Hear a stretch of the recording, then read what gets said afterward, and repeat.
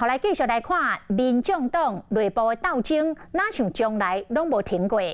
即摆因为分林未了乡长的补选，前立委蔡碧如讲，伊去互因的党的秘书长周如修来设局，禁止伊去未了来辅选。蔡碧如痛骂讲，伊上届讨厌讲白贼的人，是暗暗咧抢自由修，唔通甲党的形象嘛陪参落去。民众党即摆嘛开会通过了，要甲中心的党员，也就是电商的名人486先生陈延昌来除名。另外，郭文泰的政幕僚吴静怡马上停权1年。这个口味还蛮奇怪的。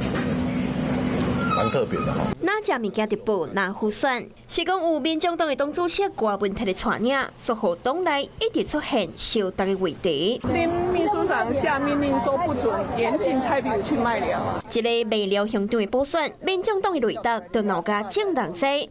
当事人蔡壁如的辩册，搁在美讲，家己上讨厌讲白贼的人甲代志，会当简单拆破白贼会，敢讲要将党的形象也背参落去。敢若是咧讲党秘书长周如修设局，禁止伊徛在辅选，甚至宣传的海报根本无伊的人，无奈话讲，真正有够心酸。下班我会去的，就下班再讲，嘿，因为上班时间就不谈，嘿。那会不会觉得就是说蛮委屈的这样子？不会了，这个讲开来就好了啦，哎，不会了，只是他们，我也不知道他们在干嘛，一直叫媒体那边写。为佢讲，家己是连每期拢无份的民众党阿信，严格宣传之下，也写去倒加油。碧如姐长期以来对我们台湾民众党是真的是有贡献的，从还没有台湾民众党都一直陪在柯文哲的身边，一通电话，我们都是一家人。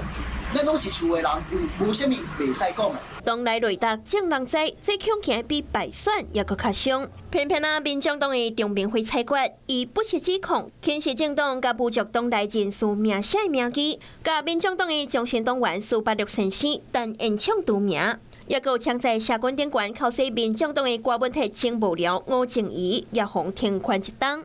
严哥陈延昌家己讲，红除名的原因是高赞欢乐因声势会威胁到党主席，很有可能真的莫名其妙就变成我就是党主席了，所以他们就想办法一定要把我除掉这个终身党员柯文哲柯老大。如果你还要脸，你把那1万块还给我，好不好？做代志做个水亏的。1万块党费虽然是小块钱，严哥关系到民主。吴静怡也呛讲，妄用政治迫害党员来增加声量。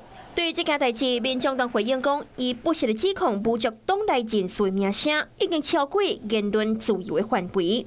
第2个月风暴既然已经起头，就无遐尼简单结束。Hello， 我是庄宇杰，想要抢先掌握最及时的新闻资讯吗？赶快订阅、按赞、开启小铃铛，锁定华视新闻 YouTube 频道。